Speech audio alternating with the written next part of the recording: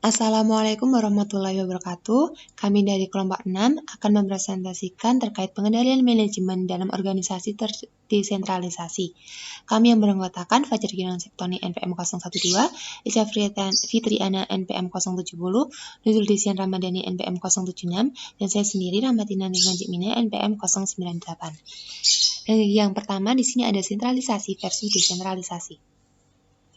Begitu tumbuh dan melakukan aktivitas yang lebih beragam serta kompleks, organisasi harus membuat keputusan tentang seberapa besar otoritas pengambilan keputusan yang akan didelegasikan ke tingkat organisasi yang lebih rendah. Nah, konsentrasi otoritas pengambilan keputusan yang hanya tertuju pada tingkat tertinggi organisasi disebut dengan sentralisasi. Sedangkan pendelegasian otoritas pengambilan keputusan ke tingkat yang lebih rendah disebut dengan desentralisasi. Nah, pada bagian paraga 10 strip 1 itu merupakan sentralisasi atau desentralisasi merupakan masalah tingkatan yang digambarkan sebagai pilihan sepanjang kontinum. Nah, semakin rendah tingkatan dalam organisasi yang menerima pendelegasian otoritas tersebut, maka semakin besar pola desentralisasinya. Selanjutnya yaitu biaya dan manfaat desentralisasi. Sebagian besar organisasi menyadari manfaat dari beberapa tingkat desentralisasi.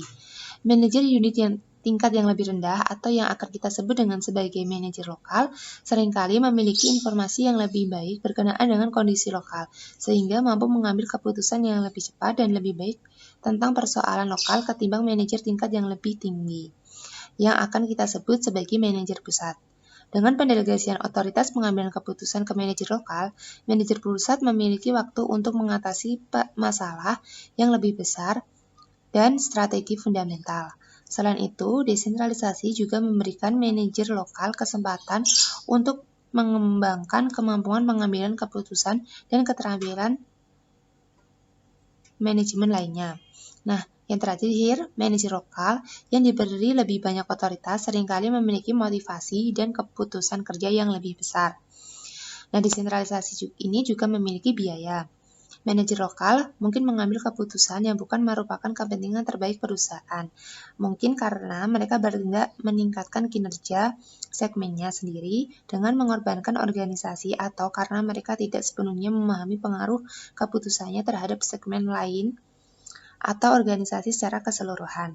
Nah, desentralisasi ini lebih populer di organisasi pencari laba atau di mana akuntan dapat dengan lebih mudah mengukur output dan input ketimbang di organisasi nirlaba, di mana ukuran kinerja yang dapat diandalkan lebih sulit ditemukan, sehingga memberikan kebebasan kepada manajer lebih beresiko. Selanjutnya itu ada middle ground.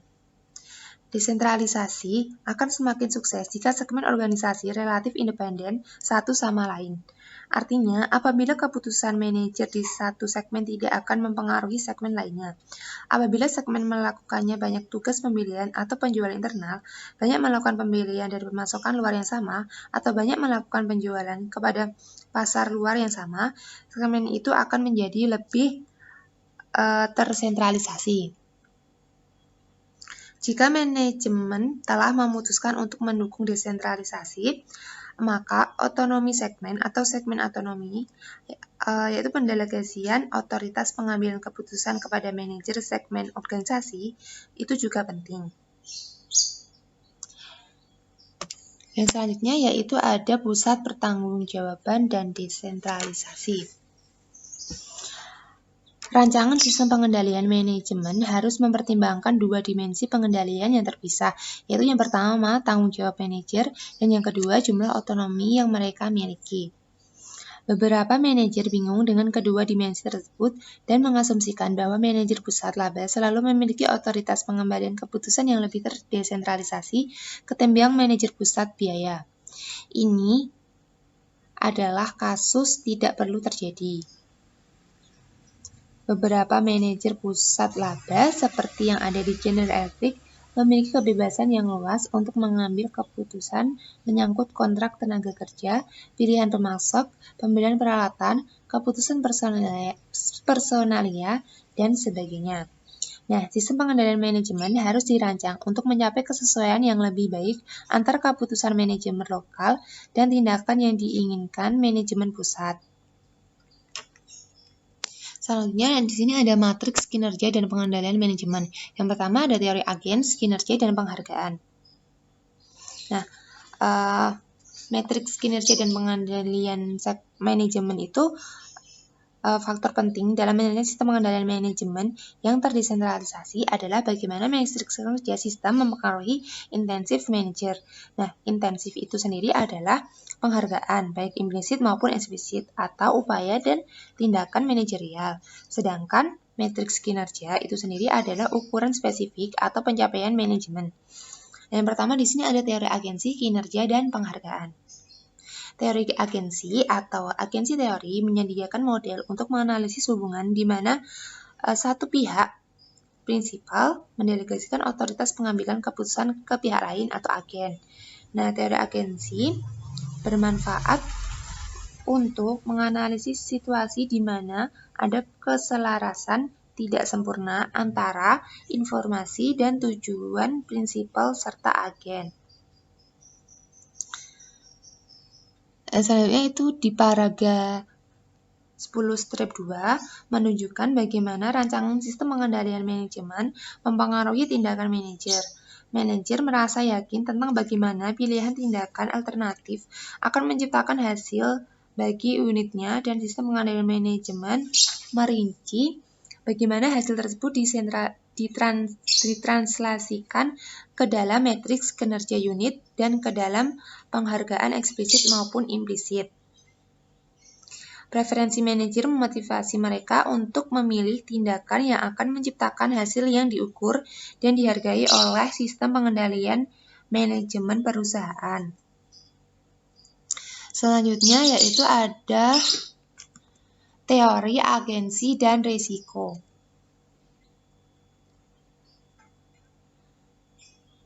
Nah, idealnya perusahaan harus memberi penghargaan kepada manajer berdasarkan kinerja individualnya. Tetapi seringkali organisasi tidak dapat mengukur secara langsung kinerja manajemen.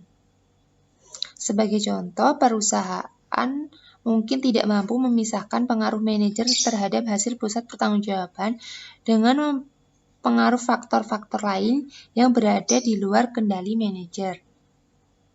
Nah, semakin besar pengaruh faktor-faktor yang tidak dapat dikendalikan terhadap hasil pusat pertanggungjawaban, semakin banyak masalah dalam menggunakan hasil tersebut untuk mengukur dan menghargai kinerja manajer. Nah, semua faktor-faktor berikut berkontribusi pada kenaikan laba. Yang pertama ada pemogokan karyawan pesaing yang berkepanjangan, yang berkepanjangan telah membuat banyak pelanggan beralih ke Nike. Nah, yang kedua yaitu toko mengimplementasikan sistem manajemen biaya baru yang menghasilkan penurunan biaya penanganan barang dagang yang signifikan. Yang ketiga, ada pertumbuhan populasi secara keseluruhan di wilayah toko itu jauh lebih tinggi ketimbang di lokasi Nektowan lainnya. Yang keempat, ada biaya tenaga kerja di wilayah ini tidak naik sebesar di sebagian besar lokasi Nektowan. Yang terakhir yaitu perputaran karyawan lebih rendah dari rata-rata sistem. Nah, dari faktor-faktor tersebut, mungkin saja bagian yang signifikan dari kenaikan laba toko diakibatkan oleh faktor-faktor yang tidak dapat dikendalikan manajer toko, seperti pemogok pesaing, pertumbuhan populasi, dan biaya tenaga kerja regional.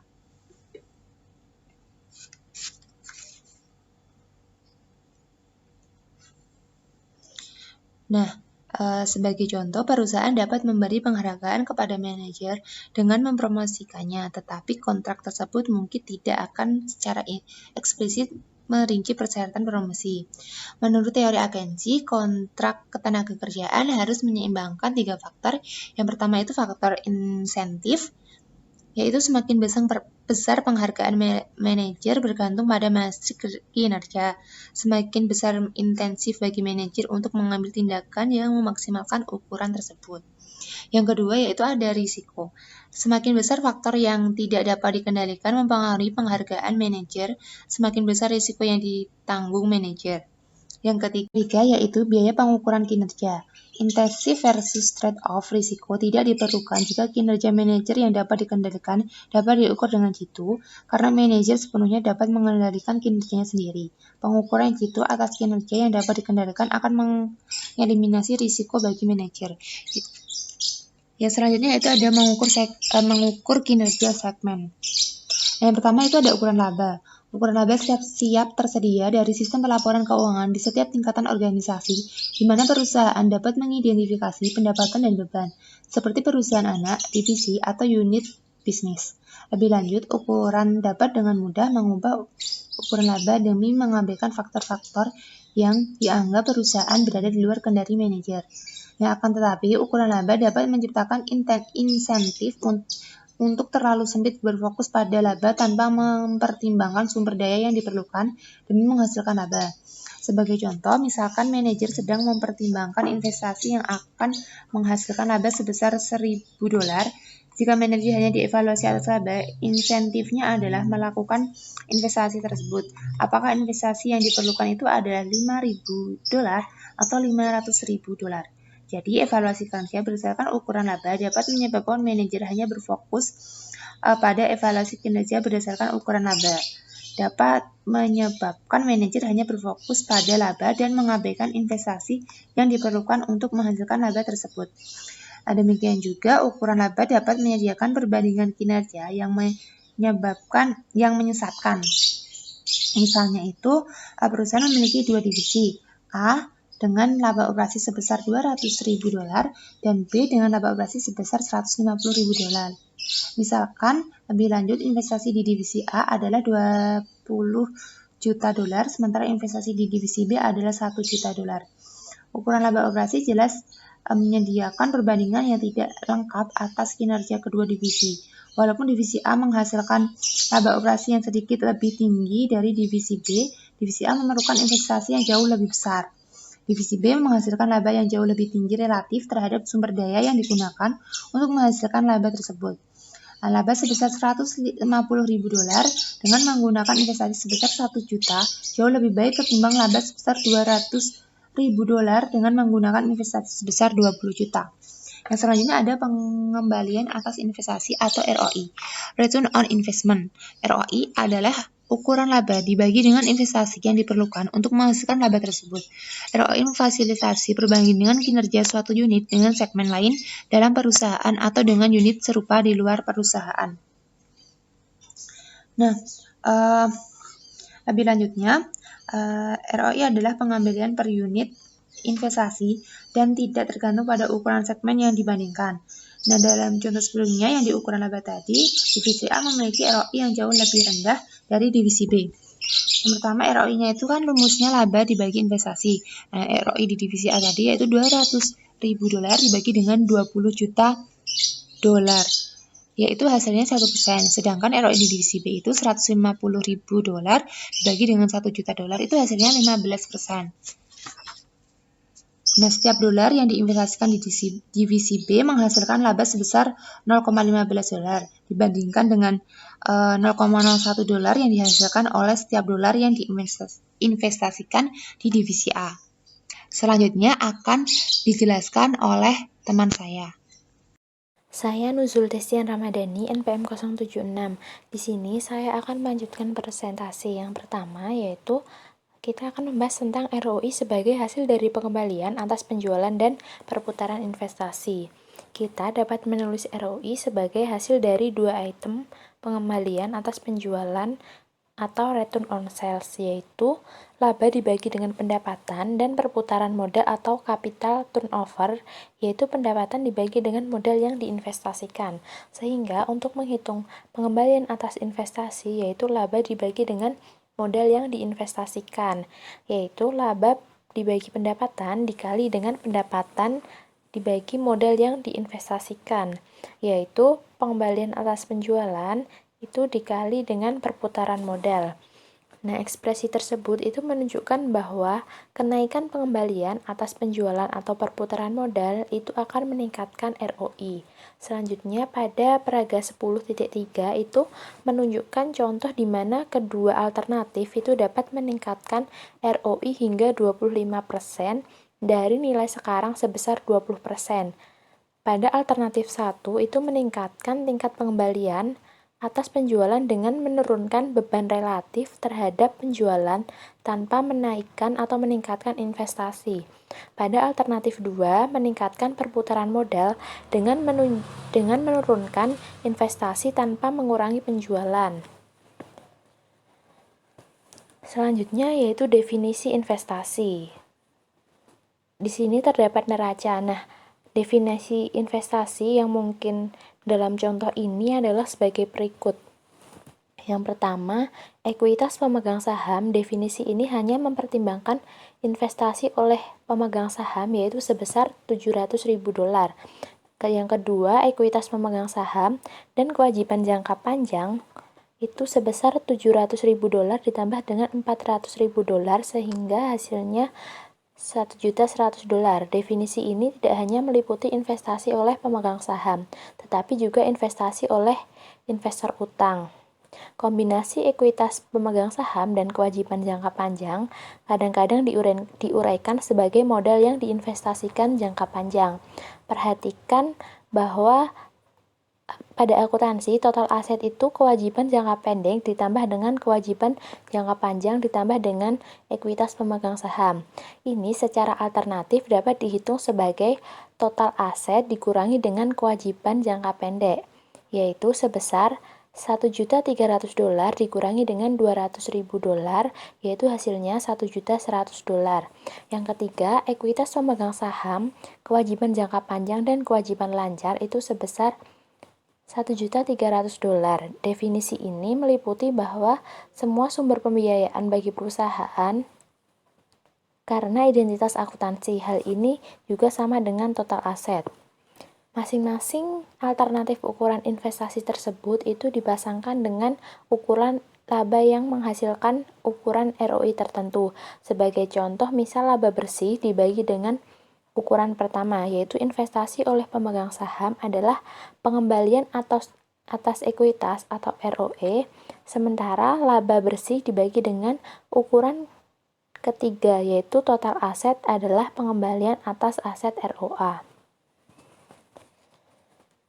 Selanjutnya ada penilaian aset. Jika perusahaan menggunakan ukuran ROA, akan muncul dua masalah tambahan terkait dengan penilaian total aset. Pertama, yaitu perusahaan itu dapat menilai aset yang termasuk dalam dasar investasi baik pada nilai buku kotor, yaitu biaya awal aset, atau nilai buku bersih, yaitu biaya awal aset dikurangi dengan setiap akumulasi penyusutan. Yang kedua, yaitu perusahaan dapat menilai aset baik pada biaya historis maupun beberapa versi biaya saat ini.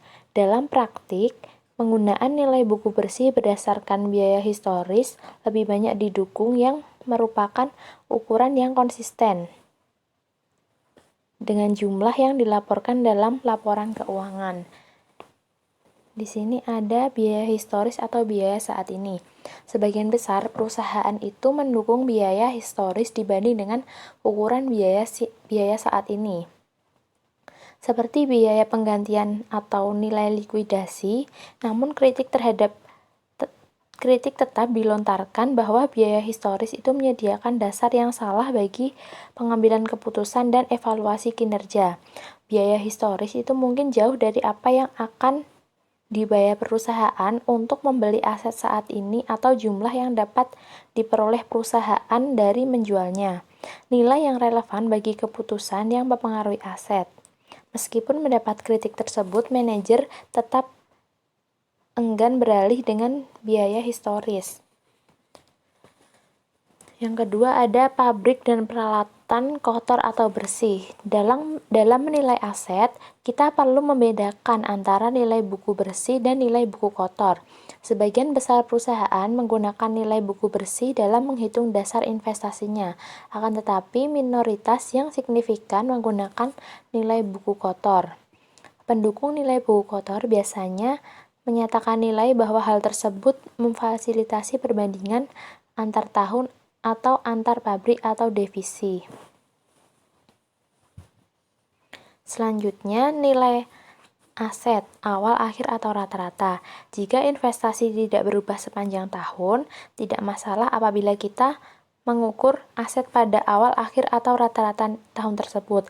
Namun jika investasi berubah sepanjang tahun, kita harus mengukur modal yang diinvestasikan sebagai rata-rata periode tersebut, karena laba adalah aliran sumber daya selama satu periode waktu dan kita harus mengukur pengaruh aliran itu terhadap rata-rata jumlah yang diinvestasikan. Jadi ukuran rata-rata investasi yang paling akurat itu memperhitungkan jumlah yang diinvestasikan bulan demi bulan atau bahkan hari demi hari. Akan tetapi, rata-rata sederhana saldo awal akhir seringkali memberikan hasil yang hampir sama, sehingga mudah untuk menghasilkan keakuratan yang lebih besar. Misalkan pada divisi B itu investasi sebesar 800.000 pada awal tahun, dan aliran laba secara bertahap meningkat menjadi 1.200.000 pada akhir tahun. Nah, rata-rata jumlah investasi pada awal dan akhir tersebut adalah 800.000 ditambah dengan 1.200.000, yaitu kemudian dibagi 2. Jadi hasilnya 1 juta. Yang selanjutnya ada ikhtisar. Pada ikhtisar ini tidak ada jawaban yang secara universal benar berkenaan dengan isu kontroversial seperti nilai historis versus nilai saat ini, atau nilai aset kotor versus bersih, atau nilai wajar versus dengan rata-rata versus akhir. Setiap organisasi itu harus merancang sistem pengendalian manajemennya untuk mencapai pengembalian keputusan sebaik mungkin. Selanjutnya ada insentif dari role.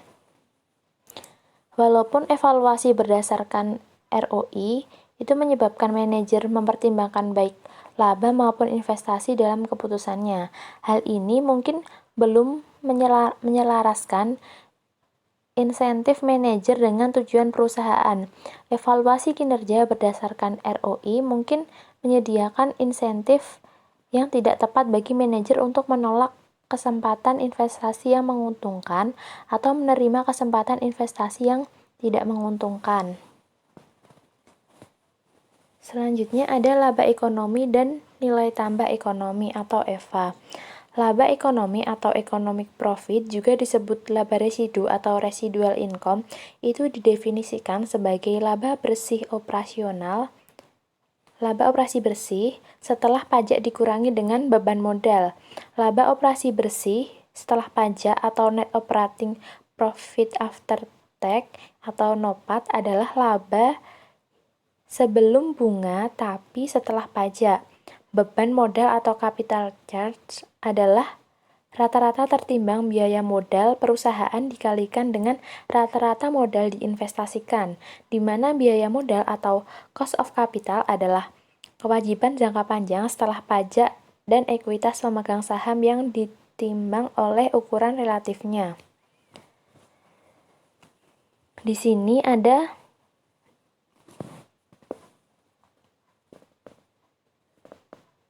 data. Sebagai contoh, divisi dengan laba operasi bersih setelah pajak sebesar $250.000. Rata-rata modal yang diinvestasikan untuk tahun tersebut sebesar $1 juta. Dan biaya modal setelah pajak adalah 10%, memiliki laba ekonomi sebesar $150.000. Jadi laba operasi setelah pajak itu sebesar 250.000, kemudian dikurangi dengan beban rata-rata modal itu 10% dikali dengan 1 juta, hasilnya 100.000. Kemudian sama dengan laba ekonomi atau laba residu itu 150.000. Laba ekonomi itu memberitahukan bahwa jumlah laba operasi setelah pajak itu melampaui biaya modal yang digunakan untuk menghasilkan laba tersebut. Dalam contoh, laba divisi melebihi modal sebesar 150.000.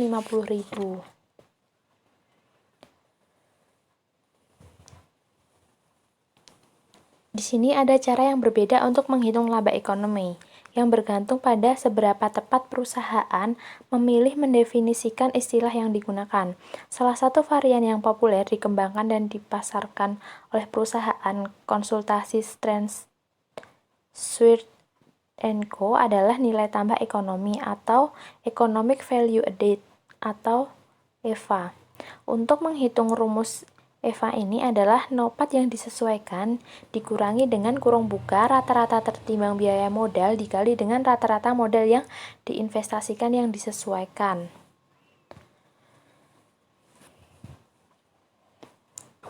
Kemudian, ukuran EVA Stainsworth melibatkan penyesuaian nopat dan modal diinvestasikan. Penyesuaian tersebut dirancang untuk mengkonversi laba operasi setelah pajak menjadi aproksimasi yang mendekati laba kas dan modal yang diinvestasikan menjadi aproksimasi yang mendekati kas yang diinvestasikan dalam sumber daya yang digunakan perusahaan.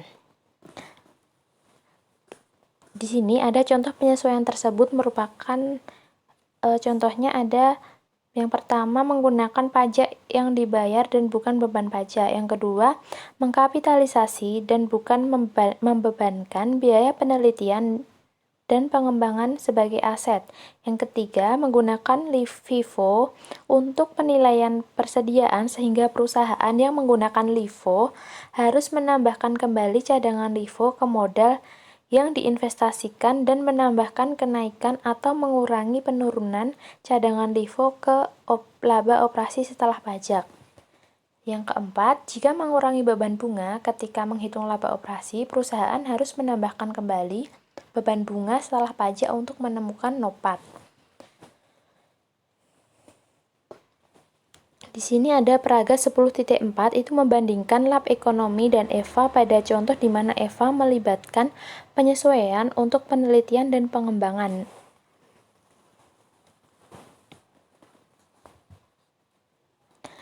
Asumsikan misalkan divisi naik memulai dengan menginvestasikan modal sebesar $42.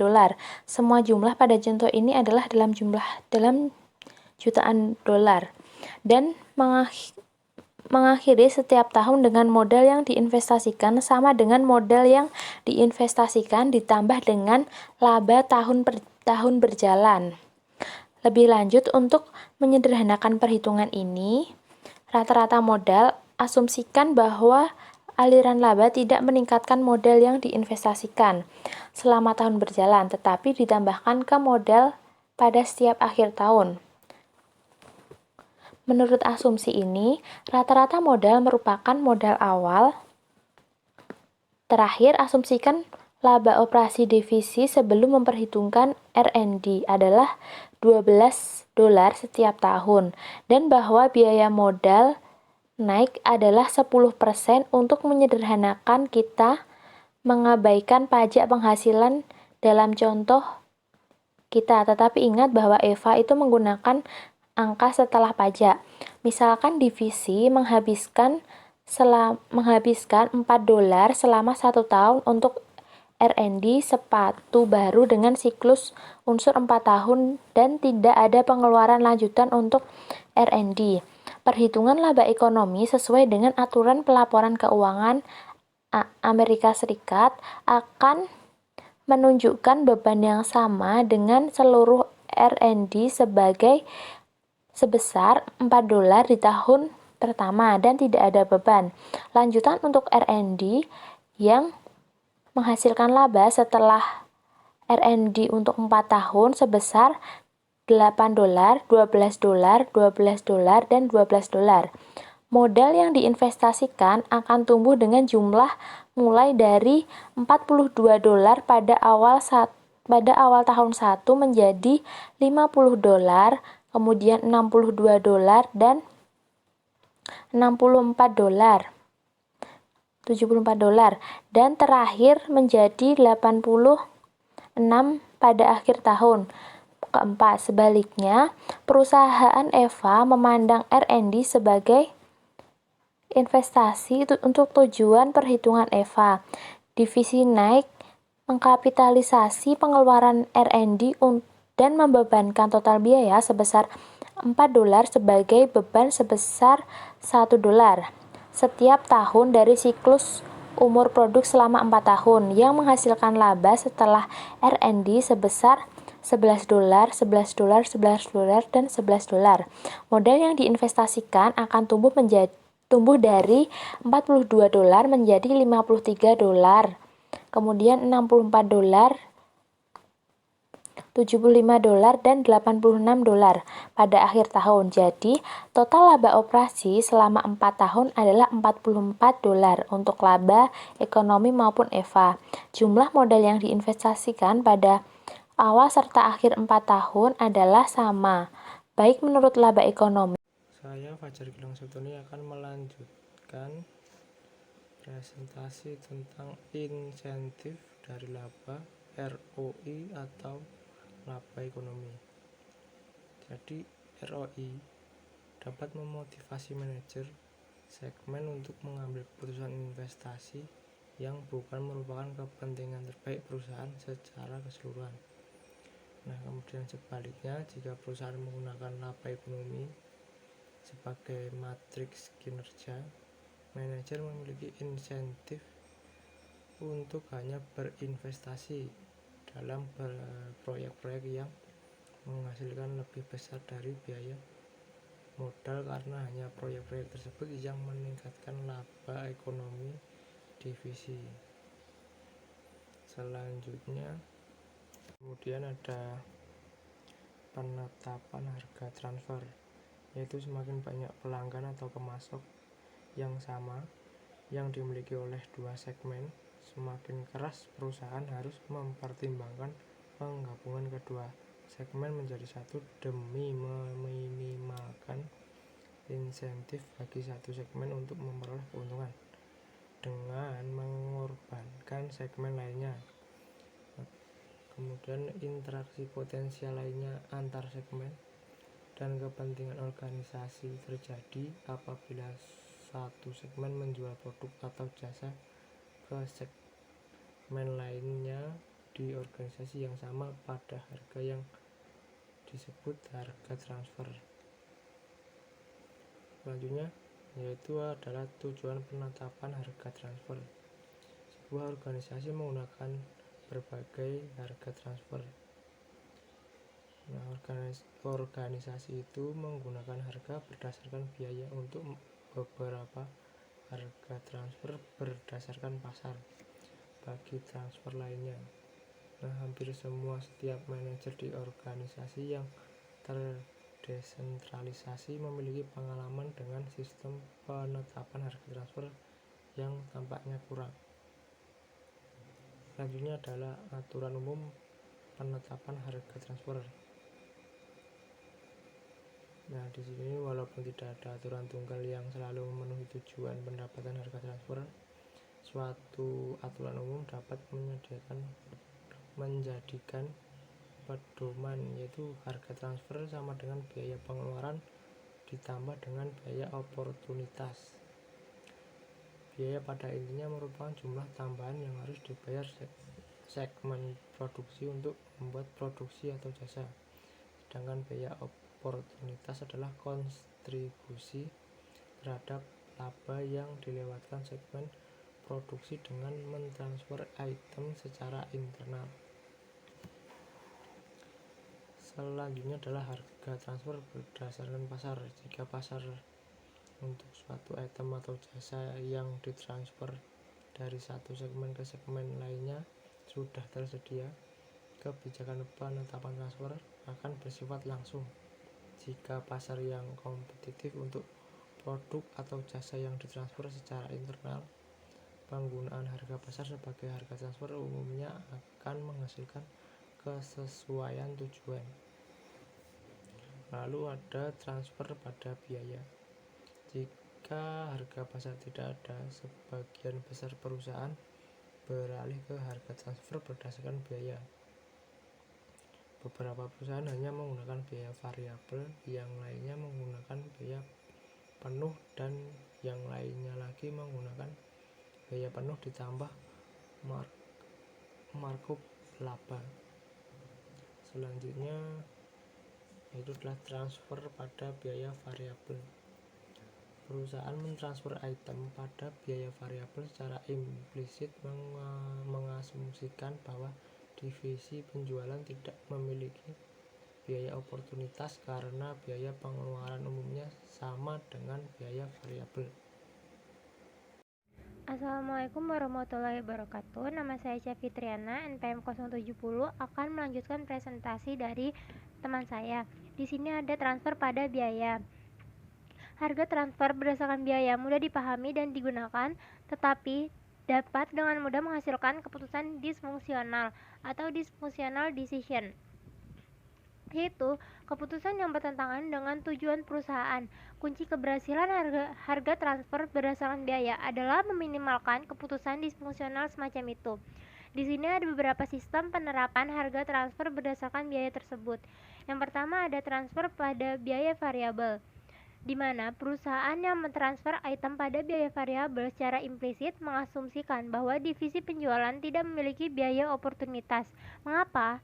Karena biaya pengeluaran umumnya sama dengan biaya variabel, yaitu harga transfer sama dengan biaya pengeluaran atau variabel ditambah $0. Karena itu, sistem pendapatan harga transfer biaya variabel sangat cocok apabila divisi penjualan tidak melewatkan kesempatan ketika mentransfer item secara internal. Misalnya, ketika ada banyak kapasitas berlebihan di divisi penjualan. Harga transfer biaya variabel akan menyebabkan keputusan disfungsional jika segmen penjualan memiliki biaya oportunitas yang signifikan. Contohnya pada divisi bahan kain, divisi pakaian olahraga, ada dua cara hal tersebut dapat terjadi. Yang pertama, jika ada biaya oportunitas yang positif, manajer divisi bahan kain akan menolak setiap transfer dan lebih memilih mengejar kesempatan alternatif, yaitu mungkin menjual bahan kain di pasar terbuka atau menggunakan fasilitas untuk membuat bahan kain yang berbeda yang lebih menguntungkan. Yang kedua, adanya menyadari kurangnya insentif bagi divisi bahan kain untuk mentransfer bahan. Manajemen puncak mungkin bersikeras bahwa divisi bahan menghasilkan dan mentransfer bahan. Manajemen puncak mungkin bersikeras agar divisi bahan kain menghasilkan dan mentransfer bahan. Hal ini bertentangan dengan kepentingan perusahaan jika divisi bahan kain melewatkan kesempatan menghasilkan lebih banyak laba ketimbang kaos golf divisi pakaian olahraga. Selain itu, kebijakan ini juga melanggar otonomi segmen. Lalu yang kedua ada transfer pada biaya penuh atau biaya penuh ditambah laba. Harga transfer biaya penuh meliputi tidak hanya biaya variabel tetapi juga alokasi biaya tetap. Selain itu, beberapa perusahaan juga menambah markup laba. Kesederhanaan ini mengasumsikan biaya tetap yang dialokasikan dan jika dimasukkan markup laba merupakan aproksimasi yang jitu atas biaya oportunitas. Keputusan disfungsional timbul bersama dengan harga transfer biaya penuh apabila segmen penjualan memiliki biaya oportunitas yang berbeda secara signifikan dari alokasi biaya tetap dan laba. Contohnya, misal divisi bahan kain memiliki kapasitas berlebihan sehingga biaya oportunitas adalah 0. Walaupun demikian, divisi itu memiliki biaya tetap besar sehingga biaya penuh bahan kain yang ditransfer mencakup biaya tetap sebesar $8 selain biaya variabel sebesar $6. Pada harga transfer $14 dan dengan mengasumsikan pemasok eksternal tidak ada atau juga akan membebankan setidaknya $14. Divisi peralatan olahraga akan menolak transfer kecuali dapat menjual kaos golf setidaknya $14 ditambah $12 sama dengan $26. Jadi, ketika kaos dijual seharga $25, divisi pakaian olahraga akan memutuskan untuk tidak memproduksinya. Namun, keputusan tersebut mengikis margin kontribusi naik sebesar $25 dikurang dalam kurung $6 ditambah $12 sama dengan $7. Keputusan untuk tidak memproduksi kaos adalah disfungsional, yaitu bertentangan dengan jumlah naik untuk menghasilkan laba tambahan. Harga transfer berdasarkan biaya dapat menciptakan masalah apabila perusahaan menggunakan biaya aktual dan bukan biaya standar sebagai harga transfer. Lalu, harga transfer berdasarkan biaya dapat mengurangi otonomi segmen dan kadang-kadang menimbulkan konflik antar segmen serta tujuan organisasional. Misalkan manajer selain yakin lebih baik bagi perusahaan mentransfer suatu item secara internal dan bukan membelinya secara eksternal, tapi juga yakin bahwa harga transfer tidak adil bagi segmennya. Mereka mungkin melakukan apa yang menurutnya diinginkan oleh manajemen puncak, tetapi menolak pengaruh negatif terhadap segmennya. Di sini dapat disimpulkan bahwa harga transfer berdasarkan biaya mudah dipahami dan tidak mahal untuk diimplementasikan, akan tetapi setiap harga transfer berdasarkan biaya dapat menghasilkan keputusan disfungsional. Selanjutnya ada harga transfer yang dinegosiasikan. Pendukung harga transfer yang dinegosiasikan mengharapkan agar manajer yang terlibat memiliki pengetahuan yang baik tentang apa yang akan diperoleh perusahaan atau yang akan hilang dengan membuat dan mentransfer produk atau jasa, sehingga negosiasi yang terbuka akan memungkinkan manajer mengambil keputusan yang optimal. Di sini contohnya seperti ketika manajemen divisi bahan kain dan divisi pakaian olahraga melakukan negosiasi harga transfer.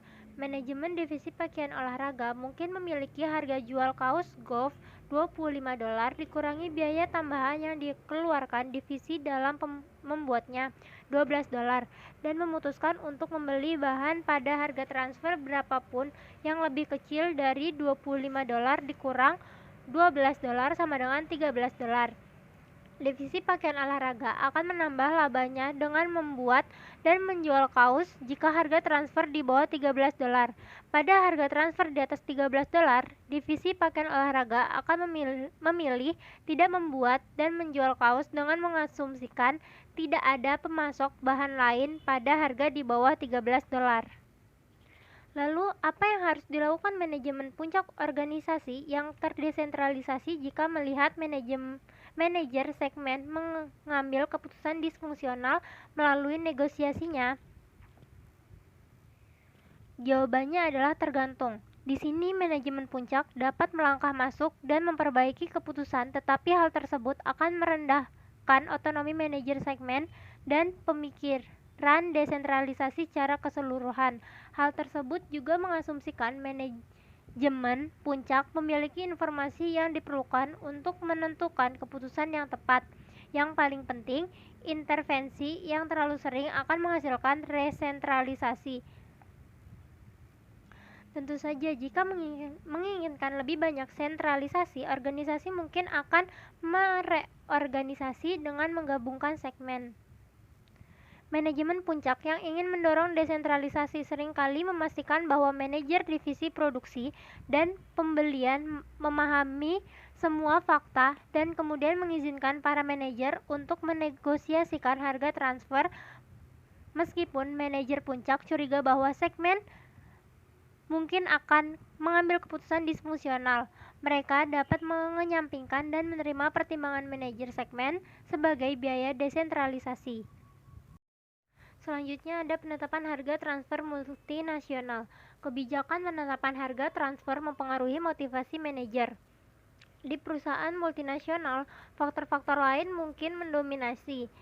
Di sini, perusahaan multinasional memanfaatkan penetapan harga sebagai untuk meminimalkan pajak penghasilan dunia, bea impor dan tarif, lalu menghindari batasan keuangan yang ditetapkan oleh beberapa pemerintah. Kita bisa perhatikan tabel di bawah ini. Di sini kita bisa mempertimbangkan sepasang sepatu lari canggih yang diproduksi oleh divisi Nike di Irlandia dengan tarif pajak penghasilan 12% dan ditransfer ke divisi di Jerman dengan tarif 40%. Selain itu, misalkan Jerman juga menetapkan bea impor yang sama dengan 20% dari harga item dan Nike tidak dapat mengurangi bea impor tersebut untuk tujuan pajak. Misalnya, biaya per unit penuh sepasang sepatu yang ditranslasikan ke dolar AS Amerika Serikat adalah $100 dan biaya variabel adalah $60. Jika otoritas pajak mengizinkan harga transfer biaya variabel dan biaya penuh, mana yang harus dipilih naik? Dengan mentransfer $100 dan bukan $60, perusahaan memperoleh keuntungan $3,20 per unit. Cara perhitungannya seperti tabel yang di bawah ini. Laba divisi Irlandia lebih tinggi $40. Karena itu divisi ini membayar 12% dikali $40 lebih banyak pajak penghasilan, yaitu $4,8. Lalu laba divisi Jerman adalah $40 lebih rendah.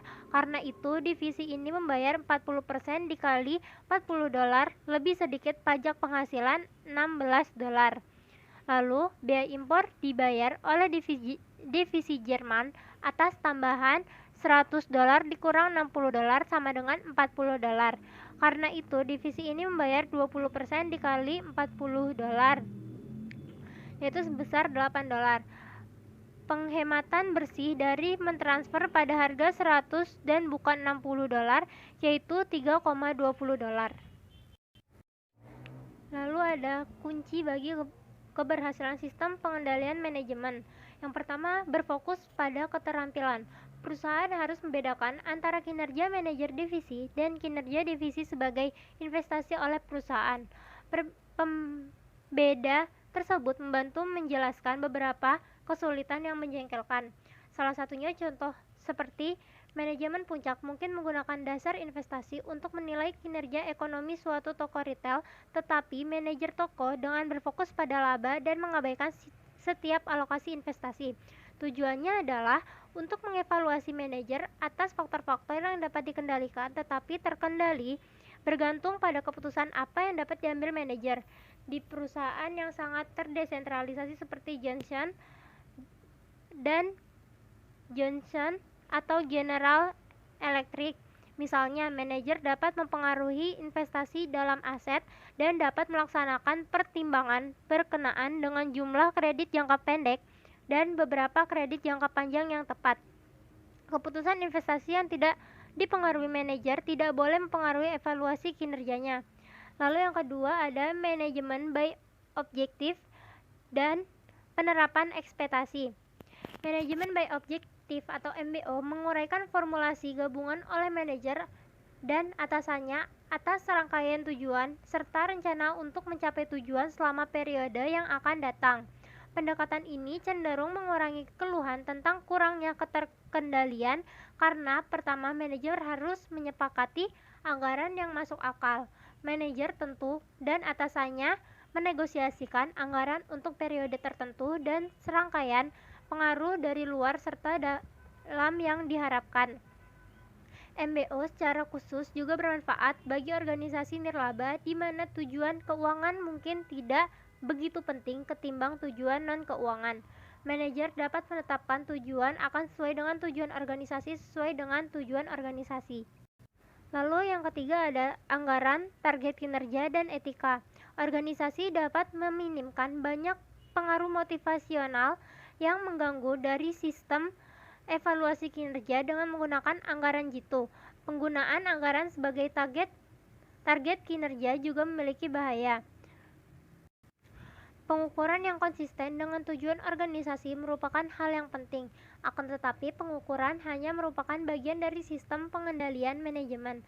Manajer juga harus berpikir keras mengenai bagaimana mereka menggunakan ukuran tersebut untuk mencapai tujuan organisasi.